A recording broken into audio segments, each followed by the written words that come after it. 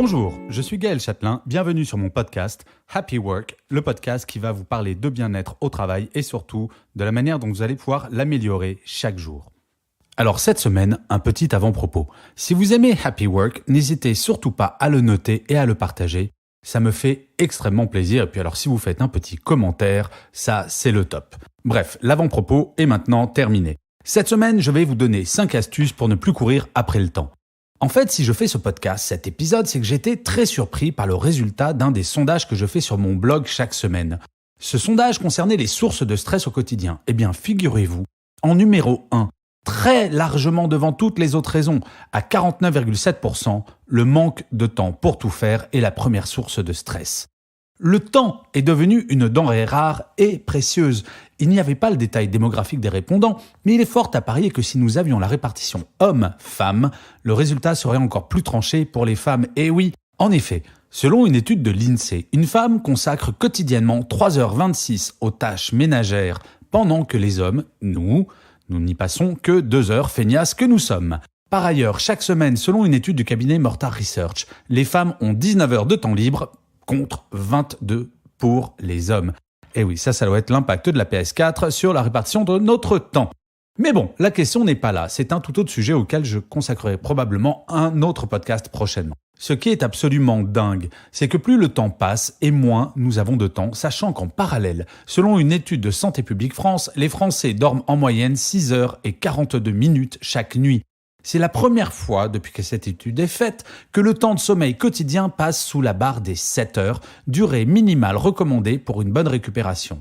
Un déclin qui est jugé extrêmement préoccupant par Santé publique France. Bref, si je devais résumer, nous avons le sentiment, 1. de courir après le temps, et en plus, nous sommes crevés. Il me semble donc assez pertinent de dire qu'il faudrait agir, non ? Dans ce podcast, il s'agit donc de trouver des solutions pour récupérer du temps, reprendre la maîtrise de notre agenda et de ne plus courir après ce satané temps. Impossible ? Pas sûr. Je vais vous livrer 5 astuces toutes simples pour gratter un petit peu de temps chaque jour.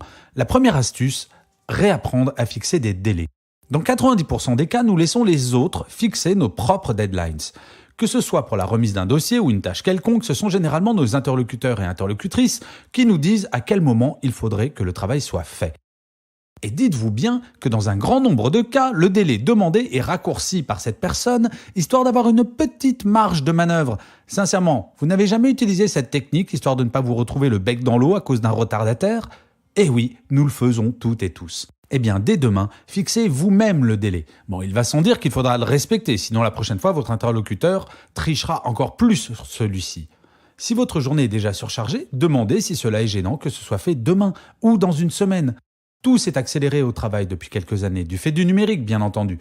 Le culte de la rapidité nous pousse à accumuler les délais sans forcément avoir conscience que nous sommes les premiers responsables de cet état de fait. Et non, la dernière chose qui arrive sur votre pile n'est pas nécessairement la plus urgente.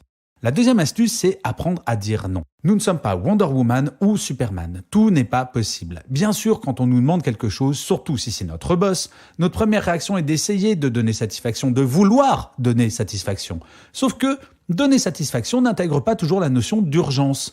Bien entendu, il existe des urgences de temps en temps, mais savoir dire non, je ne peux le faire aujourd'hui, mais par contre, si tu es OK, je peux m'en occuper demain, est un comportement non seulement professionnel, mais c'est ce que j'appelle le non positif. Celui qui ne ferme pas la porte, mais propose une alternative positive. S'occuper systématiquement de la dernière chose arrivée sur le haut de la pile ne fait qu'accumuler le retard pour les dossiers qui se trouvent en bas de celle-ci.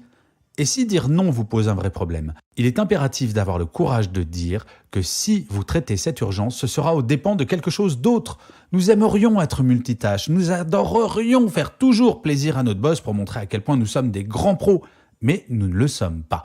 Mais alors, absolument pas. La troisième astuce, c'est ce que j'appelle préférer le bien fait au vite fait.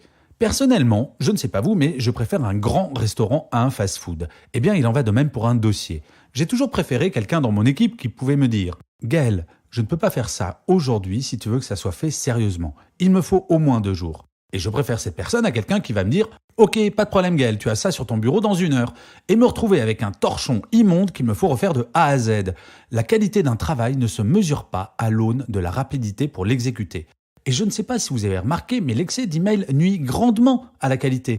Tout est traité avec urgence au lieu d'être traité avec importance. Avoir sa to-do list quotidienne, avec quelques espaces pour les imprévus bien entendu, vous permet de retrouver ce bonheur d'avoir le sentiment du travail bien fait, au lieu d'avoir le sentiment d'être à la bourre tout le temps. La quatrième astuce, c'est charité bien ordonnée commence par soi-même. Et oui, un grand classique, une citation de ma grand-mère. Et nous, sommes-nous facteurs de stress temporel pour les autres ? Sans le vouloir, nous le sommes toutes et tous devenus. Quand un mail est envoyé, nous avons tendance à vouloir une réponse très très rapide, pour ne pas dire immédiate.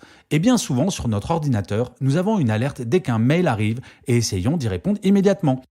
Alors, petite information, une étude récente a montré que dès que l'on est dérangé pendant un travail demandant de la concentration, par une alerte email par exemple, ou alors un texto qui arrive, nous perdons immédiatement 10 points de QI que nous allons mettre 15 minutes à récupérer. Et si dès demain, nous mettions des délais de réponse dans nos mails, précisez clairement dans l'objet qu'aucune réponse n'est attendue avant demain par exemple. Tous nos mails ne sont pas urgents et pourtant, rien n'est plus semblable à un mail qu'un autre mail. J'essaye autant que faire se peut de m'appliquer un bien vieux principe. Ne jamais faire à autrui ce que je n'aime pas que l'on me fasse. Si vous en avez marre des mails en rafale avec une nécessité de réponse dans la minute, commencez par expliquer à vos interlocuteurs et interlocutrices que certains mails ne sont absolument pas urgents. Cinquième et dernière astuce, ne plus procrastiner. La tâche qui nous saoule de faire ce matin ne sera pas plus fun cet après-midi. Eh oui, c'est comme ça. Sauf que cet après-midi, si ça se trouve, et nous ne le savons pas au moment où nous procrastinons, nous aurons encore moins de temps et d'énergie pour la faire. Gérer son temps, c'est en optimiser l'utilisation. Dès que vous avez du temps, profitez-en pour écluser le bas de la pile qui a déjà commencé à prendre de la poussière. Je sais que ça fait super ringard, mais que voulez-vous ? J'assume mon âge canonique. Chaque matin, faites-vous une liste de ce que vous devez absolument finir dans la journée et mélangez-les avec les choses que vous kiffez, aux choses qui vous prennent sérieusement la tête en alternant. Non seulement vous avancerez plus vite, mais vous aurez ce sentiment formidable de ne plus être victime du temps. Il est important de mélanger des tâches chiantes, pardonnez-moi l'expression, vraiment, avec des tâches que vous aimez. Et c'est comme ça que vous avancerez plus vite. En conclusion, je crois profondément que nous sommes les premiers acteurs de notre temps. Je sais bien ce que vous allez me dire. Ok, c'est bien beau ce qu'il raconte celui-là, mais moi, j'ai une pression de dingue. Je sais, et c'est souvent vrai, mais c'est également une question de choix de vie. Franchement, la Terre va-t-elle s'effondrer si le dossier Schmoldu est rendu avec un délai additionnel de 24 heures ? Parfois, cela sera impossible, mais dans un grand nombre de cas, les conséquences seront absolument nulles et il faut que tout le monde en ait conscience. La loi de Pareto s'applique à notre planning. 80% de nos dossiers occupent 20% de notre temps. Nous sommes submergés par les petites tâches qui pourrissent notre organisation. Et à l'inverse, 20% de nos dossiers, ceux qui sont vraiment importants, ceux qui nous intéressent, ceux pour lesquels nous sommes vraiment payés, vont occuper 80% de notre temps. En nous organisant, nous ferons en sorte que ces dossiers importants donneront 100% de notre motivation.